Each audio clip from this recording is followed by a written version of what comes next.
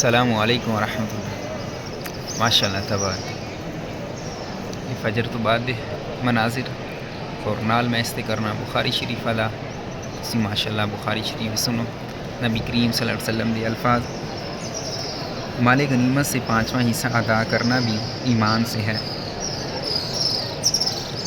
عبدالقیس کا وفد جب نبی کریم صلی اللہ علیہ وسلم کے پاس آیا تو آپ نے پوچھا کہ یہ کون سی قوم کے لوگ ہیں یا یہ وفد کہاں کا ہے؟ انہوں نے کہا کہ ربیہ خاندان کے لوگ ہیں۔ آپ صلی اللہ علیہ وسلم نے فرمایا کہ مرحبا اس قوم کو یا اس وفد کو، نہ ذلیل ہونے والے نہ شرمندہ ہونے والے، یعنی ان کا آنا بہت خوب ہے۔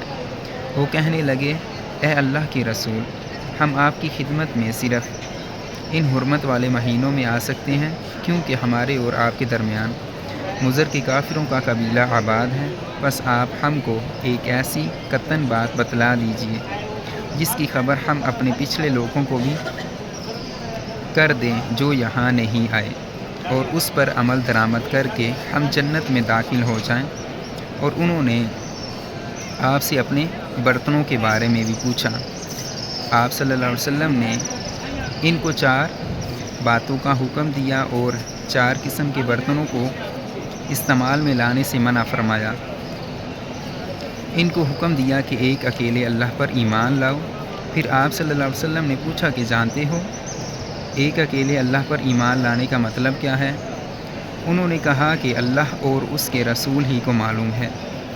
آپ صلی اللہ علیہ وسلم نے فرمایا کہ اس بات کی گواہی دینا کہ اللہ کے سوا کوئی معبود نہیں، اور یہ کہ محمد صلی اللہ علیہ وسلم اس کے سچے رسول ہیں، اور نماز قائم کرنا اور زکوٰۃ ادا کرنا اور رمضان کے روزے رکھنا اور مال غنیمت سے جو ملے اس کا 5واں حصہ مسلمانوں کے بیت المال میں داخل کرنا، اور 4 برتنوں کے استعمال سے آپ صلی اللہ علیہ وسلم نے ان کو منع فرمایا، سبز لاٹھی مرتبان سے اور کدو کے بنائے ہوئے برتن سے، لکڑی کے کھودے ہوئے برتن سے اور روغنی برتن سے، اور فرمایا کہ ان باتوں کو حفظ کر لو اور ان لوگوں کو بھی بتلا دینا جو تم سے پیچھے ہیں اور یہاں نہیں آئے۔ صحیح بخاری حدیث نمبر 53۔